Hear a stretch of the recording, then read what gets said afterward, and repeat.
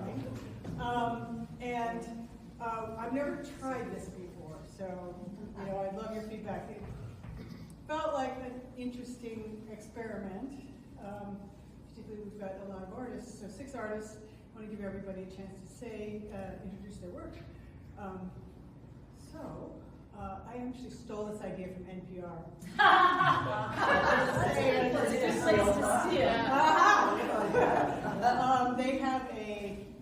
They have a thing, I forget what it's called, but they give pick 1, 2, or 3. Yeah, they give celebrities their card, and they pick 1, 2, or 3, and then they ask them questions. And I thought that was so cool. So I thought, oh yeah, I gotta try that. All right, so I'm going to do a brief introduction, and I'm just reading. So this is Mimi Young. Yay! Mimi's statement is, what do you decide to save when your home has been completely flooded and burned to the ground? Think about that.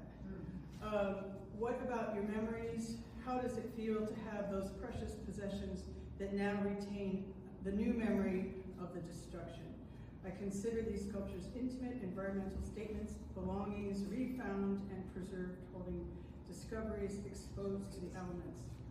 Searching for ways that took my hand away from mark making, I began to physically engage my materials by either melting plastics or pummeling paper on dirt and gravel by using rock or a piece of wood. I end up with variances depending on the type of material and how saturated it is and how much it is distressed. Did I write?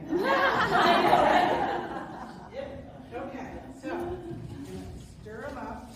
So each artist will get 3 questions. So question number 1. And I can read it. So we're reading. So question number 1 is, in your next life, starts off good, what will be your art form and materials? Well, that's a very good question. That is all of that. So, I kind of look at my whole life as many different lives, as I'm sure so many people do, that I've had many different jobs, iterations, who I was. So I can answer that question as everything to me is a segue from one to the next. It's all this artwork. It's like where it's evolved from when I even wrote the statement, where it's transpired to now.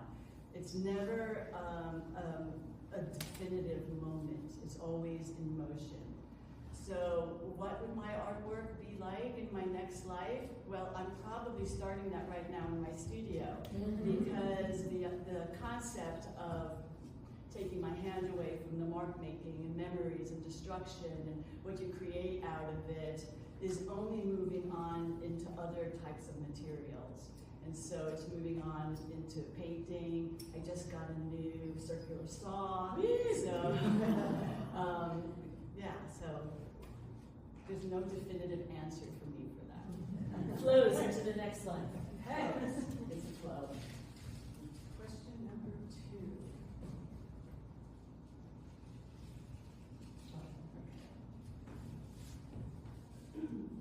Good question. Where is your favorite place on Earth? Ooh. My favorite place on Earth. That's a funny question. Because it's almost kind of like the other question. Isn't it always fleeting? Isn't it always changing depending on what experiences that you have? So I would think that right now, my happiest place? My favorite place. I would have to say in my garden. What's that? My bed. My garden bed.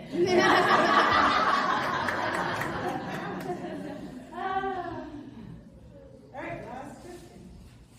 Stir them up a little bit. Okay.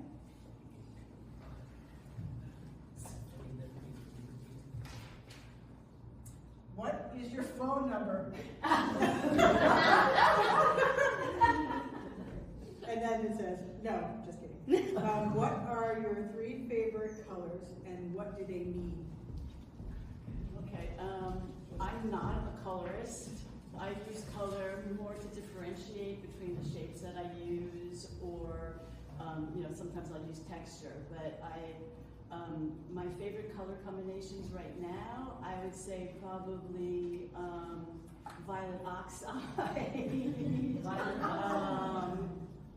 Quinn Aquatrone magenta with it, and probably some kind of like a teal color. Ah. Maybe a brown. You throw some kind of brown, like maybe a burnt sienna, perhaps. Paint colors. And my phone number is.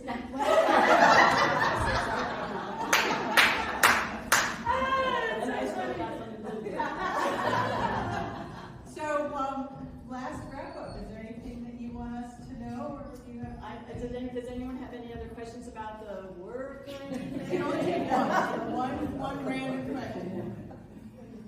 Sean. I really like how they're hanging down. It's so fragile, but the wiring itself creates a different environment.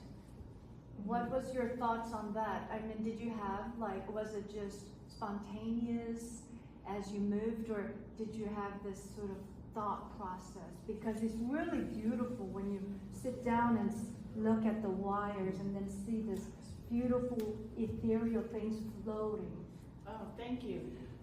When I was making the pieces, they were all, some of them weren't going to be hanging from the ceiling. Some of them were going to be on pedestals or on separate legs. But there was something about the fragility of having them hanging by the wires that made them seem ephemeral to me. And what I did was I attached them all together by the wires. So it's kind of a familial network, like a nervous system or something. And I wanted them to look like they could possibly fall down, but they won't fall down. Sweet. You succeeded. It has that feel, like tension. Miscellaneous. Yeah. Miscellaneous. Yeah, I like that.